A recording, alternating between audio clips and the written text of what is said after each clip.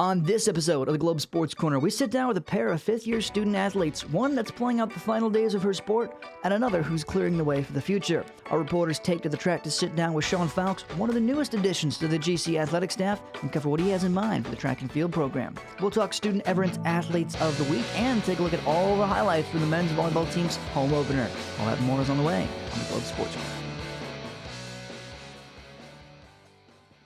Welcome to the Globe Studios in Goshen. I'm Dante, and this is the Globe Sports Corner. Spring sports are upon us, and as the weather gets warmer, more teams are taking to the outdoors. GC baseball took to the mound for the first time this past Saturday, and softball throws out the first pitch on Friday. We're excited as always for spring sports to begin, and of course, stay with us throughout the year to catch the latest in these developing stories. From the baseball and softball diamonds to the rolling hills of the cross-country course and the hardwood of the Ruth-Gunden Gymnasium, we shift our attention to the fifth-year student athletes that have made the commitment to guide their teams beyond the norm. I sat down with a current fifth year and a senior who's already made the commitment to return in the fall to get a look at what Year 5 holds for a GC student athlete. Thanks to the COVID-19 pandemic, athletes around the country have been granted an extra year of eligibility. Athletes here at Goshen College are using it to play out their last days of their sports, while others are using it to help build for the future. Returning to school can be a daunting task for some, but for student athletes like Amelia Lee, the 2022 season is her last ride when it comes to women's basketball. But just because her time on the court is soon to end, that doesn't mean that the sport of basketball is completely behind her. Yeah, I've been coaching at many different camps in my past. I love working with students. That's why I would love to be a teacher one day. And I thought, why not be with kids, help them learn basketball, and just share my passion with them.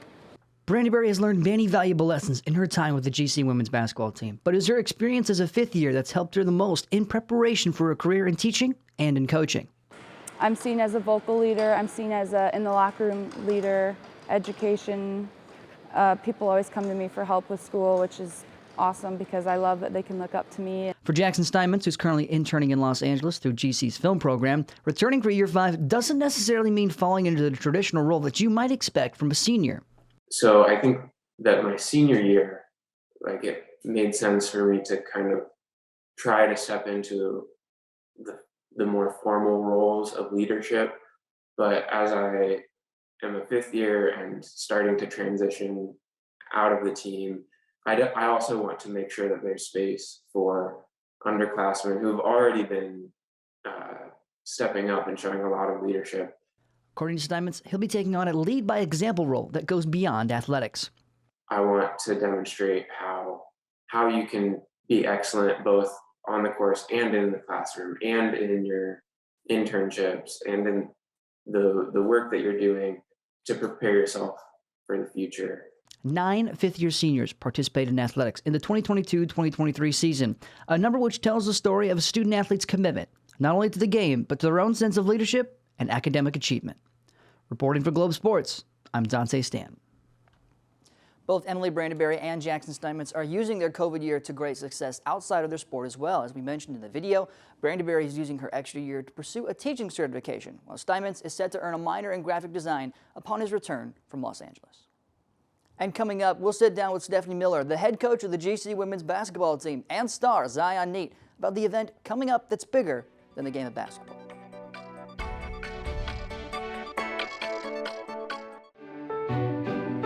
I came to Goshen thinking that I'd just be acting, but over the course of my 4 years, I've taken part in all the other facets of theater, and I think that's helped me gain a wider appreciation for theater as a whole. I mean, it takes all those things that I'm interested in, like design aspects of theater, the environmental studies course I took, and it takes my music major, and it just focuses it all into theater.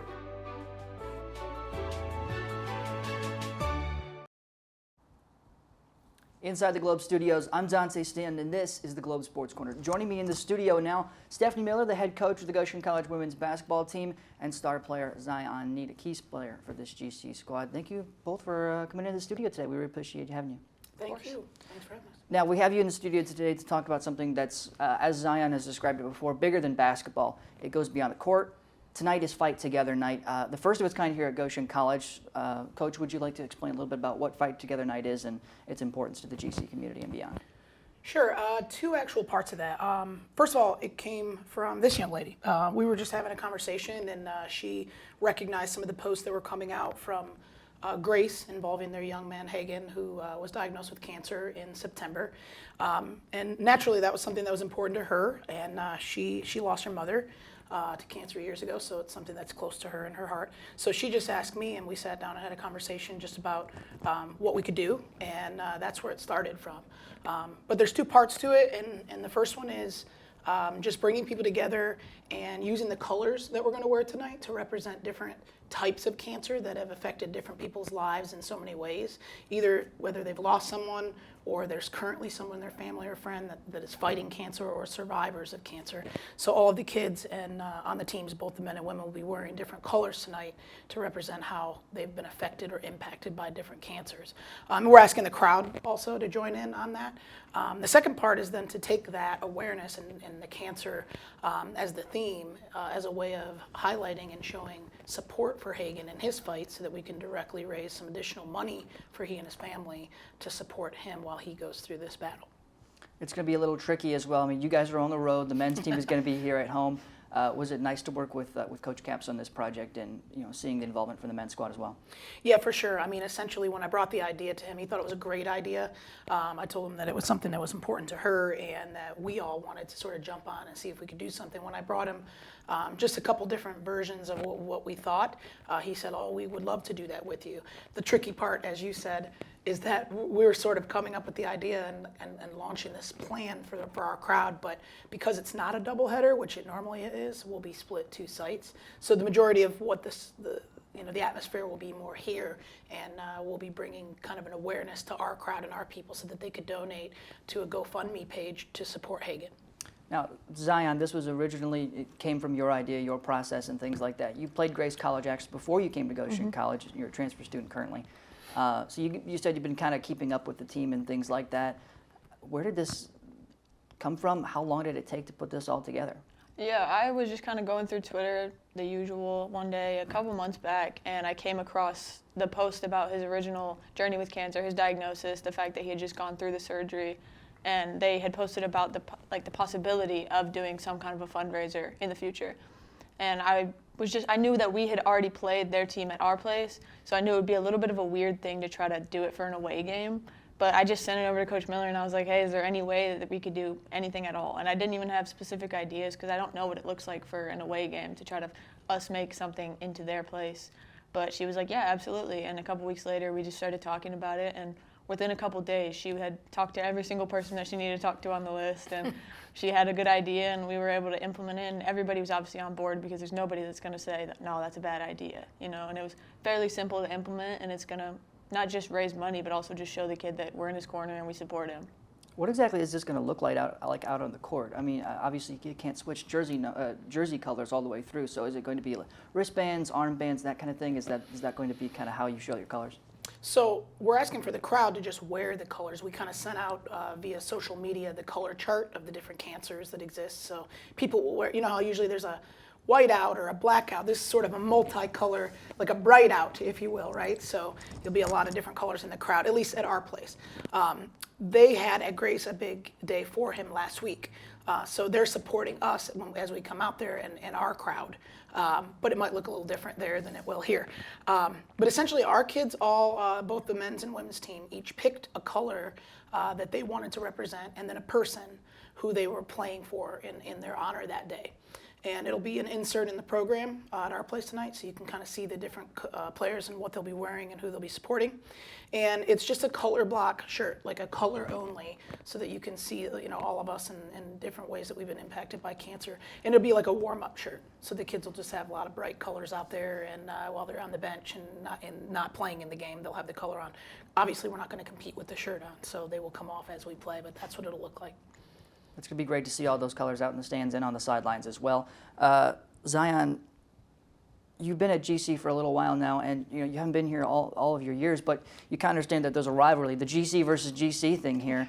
Grace College versus Goshen College, Crossroads League, they've been playing each other forever. How important is it for you to see that these two schools set the rivalry aside for such an event like this? Yeah, I mean, it's pretty clear, and I knew even before I got here when I first just was looking around at different schools, I was aware of the rivalry. I mean, it's up the road, and I've probably driven past Goshen more times than I even knew. But I think that a pretty common theme in my life is that a lot of things are just bigger than basketball. And when you've experienced like a loss, whether it's cancer or not, but especially when it's cancer and you've watched multiple family members, friends, their family members go through it, you know that that's just so much bigger than any basketball game, win, loss, any stat line.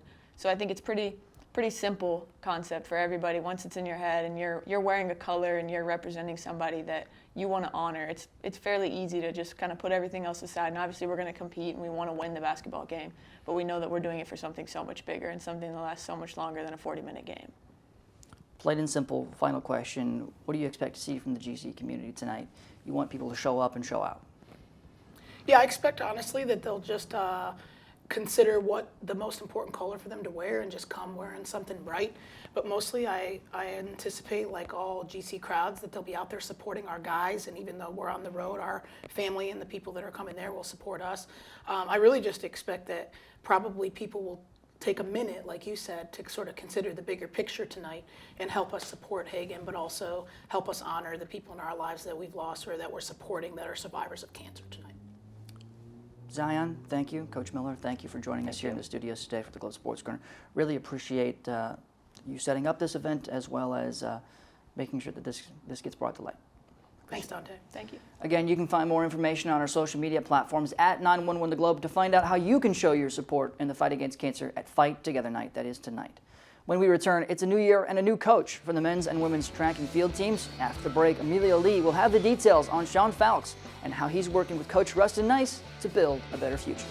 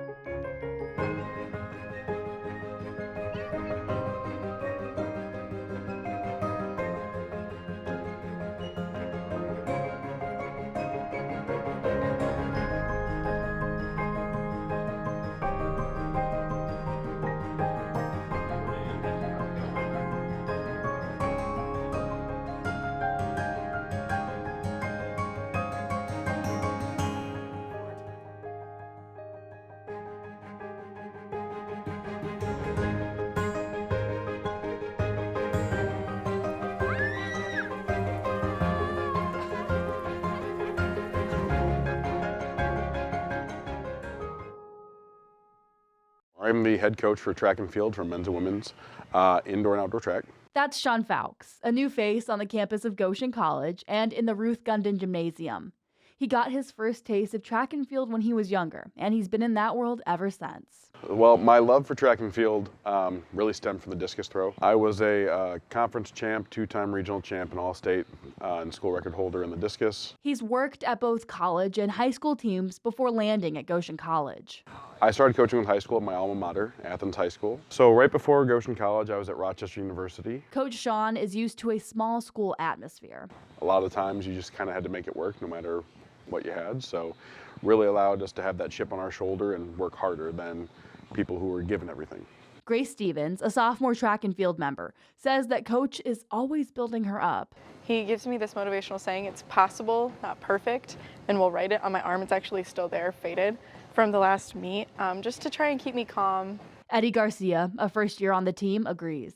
You know, I think with him, he can definitely take me very far, not just as an athlete, but in life. Like, he's helped me a lot with, like, thinking of what I want to be in the future.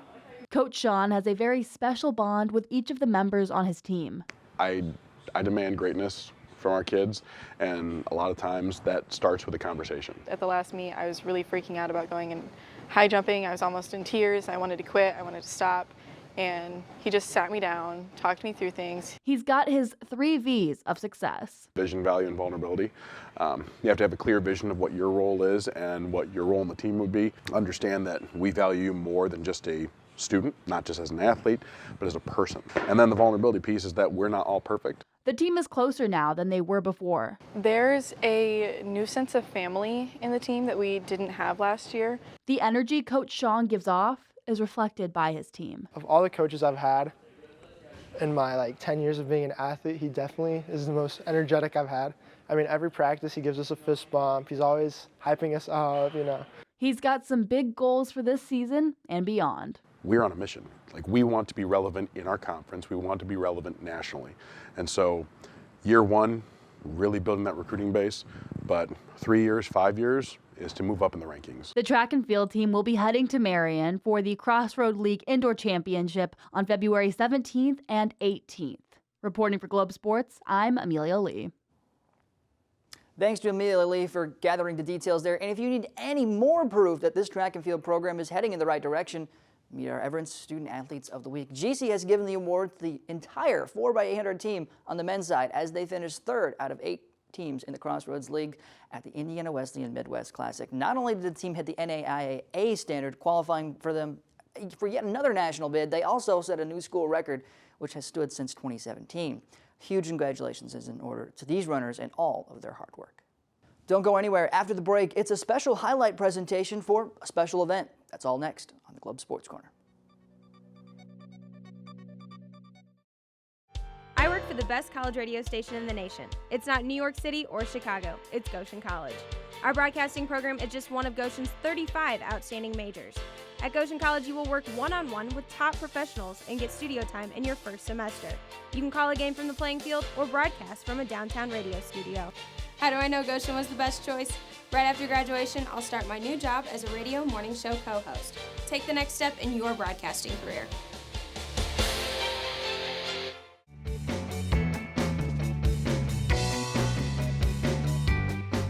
And now, an expanded look at your Globe highlight of the week. We hit the hardwood, not for basketball, but for the season home opener of GC men's volleyball. Let's go to the highlights. Inside the Ruth-Gunden Gymnasium for GC men's volleyball, the Leafs getting pumped for their home opener, taking on St. Mary of the Woods College. This game is the first home match under interim head coach Jewel Lehman. Leafs excited to get in front of the home crowd for the first time this year. But GC runs into some early struggles. They go down first 1-0 and then quickly find themselves in a deep hole down 6-0. Later in the first set, trailing by 7, Ishmael Bangura receives, gets the setup and bangs one over the middle for a kill. The point is a jump start for the Leafs, now down 13-10 in the first. A combo block on the right side by Ian Foulkes and Leo Minetto swings the momentum back in favor of Goshen College. The Leafs storm back from there, going on a 15-9 run. Set point on the line after a long rally. It's Bangura who gets the kill on the second attempt. GC picks up the comeback set win, 25-22, and the Leafs carry that momentum into the second, up 10-1 already, and Ace Minetto increases the lead even more. But the Pomeroys battle back with a pair of aces, now on a 7-3 run. GC gets the serve. Rodriguez slams one down from the left side and gets back in control. Goshen handles its business from there, only allowing 5 more points as they cruise to victory in set number 2, 25-13. To the third set, Leafs looking to sweep, and service errors just drowned them. This was one of 16 on the day for Goshen College. Their struggles continue, down 15-10 in the third. It's Zamojin for the Pomeroys who plants one behind the back line to extend the lead for St. Mary's. Leafs leave it up to Bangura over the middle in a push for a comeback, down 20-13, and he delivers with yet another kill over the middle, but it's not enough. And Goshen College falls in set number 3 on an out-of-bounds call, 25-18. To the fourth set, GC starts off hot this time. Fifth-year Ian Foulkes gets the party started with a kill. Later in the fourth, up 12-8. It's Minetto again with the kill from the right side. GC and the student section getting fired up near the end. It's who else but Bangura with another outside kill. His cross is deadly on the day as he finishes with 22 kills in 4 sets. Leafs go up 17-9, and they never look back. Andy Bennett serving. The Leafs seal the deal. Fourth and final set, 25-12. Goshen starts off the season strong at home and pick up their first conference victory of the year while they're at it. And now it's time for your Maple Leaf Minute. Tonight, both the men's and women's basketball teams will be taking on the Grace College Lancers. The men will be playing at home at 7 o'clock. You can catch live coverage of that matchup on 91.1 The Globe and GoLeafs.net/live. Softball season gets underway this Friday with an early start. They'll be taking on Concordia University at 8:30 in the a.m. and then followed up with Lawrence Tech at 10:45. Baseball will also be in action on Friday all the way out in Toccoa Falls, Georgia. They play at Toccoa Falls College both Friday afternoon and Saturday morning. First pitch on Saturday at 11 a.m. with the second game to follow in the afternoon. We'll have even more coverage of GC basketball as the Maple Leafs take on Spring Arbor University at home on Saturday. Live coverage begins at 1 o'clock on 91.1 The Globe. And the busy week is capped off with Goshen College men's volleyball on the road in Whiting, Indiana, taking on Calumet College of St. Joseph at 3 o'clock. Good luck to all, and go Leafs! And don't forget to check out our social media platforms at 911 The Globe on Facebook, Twitter, and Instagram. You can also check out the Globe Sports Corner and more Globe content on our website, globeradio.org, and our YouTube channel, 911 The Globe. That'll do it for this episode of the Globe Sports Corner. Tune in every 2 weeks for more Globe Sports content.